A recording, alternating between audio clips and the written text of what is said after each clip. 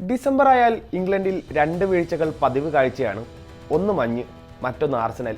സാധാരണയായി premier league winter ബ്രേക്കിലേക്ക് നീങ്ങുമ്പോൾ social മീഡിയയിൽ നിറയുന്ന ട്രോളുകളിൽ പലതും ഈ ആശയമുള്ളവയാണ്. എവർട്ടനെ എതിരില്ലാത്തൊരു ഗോളിന് വീഴ്ത്തി ഗണ്ണേഴ്സ് ടേബിൾ ടോപ്പ് സ്ഥാനം നിലനിർത്തുമ്പോൾ വീണ്ടും ഒരിക്കൽ കൂടി അത്തരം ട്രോളുകൾ കളം പിടിക്കുന്നു. 2 പോയിന്റിന്റെ നേരിയ ലീഡിൽ തലപ്പത്തിരിക്കുന്ന ആർസണൽ ഇക്കുറിയെങ്കിലും കിരീടത്തിലെത്തുമോ? പരിശോധിക്കാം. ഡിസംബറിൽ പട്ടികയുടെ തലപ്പത്തെത്തുക എന്നത് കിരീടത്തിലേക്ക് പാതി വഴി സഞ്ചരിച്ചതിന് തുല്യമാണ്. പ്രീമിയർ ലീഗിന്റെ അവസാന 33 എഡിഷനുകളിൽ 17 തവണയും ക്രിസ്മസ് ടേബിൾ ടോപ്പർമാർ കിരീടത്തിൽ മുത്തമിട്ടിട്ടുണ്ട്. അതായത് 50% മുകളിൽ ടീമുകൾ കിരീടത്തിലെത്തി.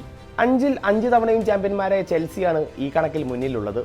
3-ൽ 3 ജയിച്ച സിറ്റിയും ഓരോ കിരീടം വീതമുള്ള ബ്ലാക്ക്ബേണും ലെസ്റ്ററുമാണ് ഈ കണക്കിൽ 100% മറ്റു ടീമുകൾ. ഡിസംബറിൽ മാഞ്ചസ്റ്റർ യുണൈറ്റഡ്, ലിവർപൂൾ ടീമുകൾ 7 തവണ വീതം തലപ്പത്തെത്തിയപ്പോൾ യുണൈറ്റഡ് 5-ഉം ലിവർപൂൾ 2 കിരീടവുമാണ് നേടിയത്. പക്ഷേ ഈ കണക്കിൽ ആർസണൽ സമ്പൂജ്യരാണ്.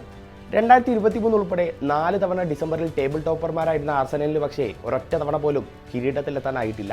പ്രീമിയർ ലീഗിലെ ബിഗ് 6 ടീമുകൾക്കിടയിലെ ഏറ്റവും മോശം റെക്കോർഡാണിത്.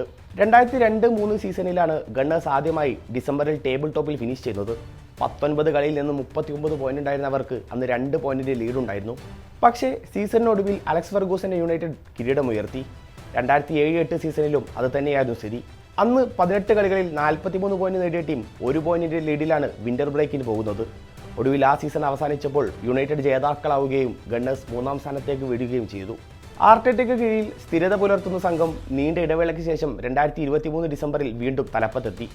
അന്ന് 2-ാം സ്ഥാനക്കാരുമായി 5 പോയിന്റിന്റെ ഒരു വലിയ ലീഡുണ്ടായിരുന്നു. പക്ഷേ ആ സീസൺ ഗാർഡിയോളയുടെ സിറ്റിക്ക് മുമ്പിൽ 5 പോയിന്റിന് ആർസണൽ കിരീടം അടിയറവ് വെച്ചു. തൊട്ടടുത്ത സീസണിലും ഡിസംബറിലെ 1 പോയിന്റ് ലീഡ് അവസാനം വരെ അവർക്ക് തുടരാനായില്ല. കിരീടം വീണ്ടും സിറ്റിക്ക് തന്നെ. നിലവിലെ സീസണിൽ 17 കളികളിൽ 12 ജയവും 3 സമനിലയുമുള്ള ആർസണലിന് 39 പോയിന്റാണുള്ളത്. തൊട്ടു പിന്നിലുള്ള സിറ്റിയേക്കാൾ കേവലം 2 പോയിന്റിന്റെ ലീഡ്. ഡിസംബറിൽ 2 അതിലധികമോ പോയിന്റിന്റെ ലീഡ് നേടിയിട്ടും കിരീടം നഷ്ടമാക്കിയവരുടെ പട്ടികയിൽ മുൻപന്തിയിലുള്ളവരാണ് ആർസണൽ. 1999-2000 സീസണിൽ കിരീടം കൈവിട്ട ലീഡ്സ് യുണൈറ്റഡ് മാത്രമാണ് ഈ ലിസ്റ്റിലെ മറ്റൊരു ടീം. ഈ കണക്കുകളൊക്കെ പറയുമ്പോഴും എടുത്തു പറയേണ്ട മറ്റൊരു വസ്തുതയുണ്ട്. ആർസണൽ തങ്ങളുടെ 3 പ്രീമിയർ ലീഗ് കിരീടങ്ങൾ നേടിയ സീസണുകളിലും ഡിസംബറിൽ ടേബിൾ ടോപ്പർമാരായിരുന്നില്ല. ആദ്യ കിരീടം നേടിയ 1997-98 സീസണിൽ 1-ാം സ്ഥാനക്കാരായ യുണൈറ്റഡുമായി ഡിസംബറിൽ 13 പോയിന്റിന്റെ വ്യത്യാസമുണ്ടായിരുന്നു. അന്ന് 6-ാം സ്ഥാനത്ത് നിന്നാണ് ഗണ്ണേഴ്സ് കിരീടത്തിലേക്ക് നടന്നു കയറിയത്. 2001-02 സീസണിൽ ന്യൂക്കാസിലുമായി 3 പോയിന്റിന്റെയും 3-4 സീസണിൽ യുണൈറ്റഡുമായി 1 പോയിന്റിന്റെയും വ്യത്യാസമുണ്ടായിരുന്നു. ഡിസംബറിൽ ഏറ്റവും മോശം സ്ഥാനത്തിരുന്നിട്ടും പിന്നീട് ലീഗ് ജേതാക്കളായ റെക്കോർഡ് മാഞ്ചസ്റ്റർ സിറ്റിയുടെ പേരിലാണ്. 2020-21 സീസണിൽ 8-ാം സ്ഥാനക്കാരായി വിന്റർ ബ്രേക്കിന് പോയ സിറ്റി സീസൺ അവസാനം കിരീടവുമായാണ് മടങ്ങിയത്. 2013-14, 18-19, 20-21 സീസണുകളിൽ ലിവർപൂൾ, 22-23, 23-24 സീസണുകളിൽ ആർസണൽ. പ്രീമിയർ ലീഗിൽ ഡിസംബർ ടേബിൾ ടോപ്പർമാർ കിരീടത്തിലെത്താത്ത അവസാന 5 സീസണുകൾ ഇവയാണ്.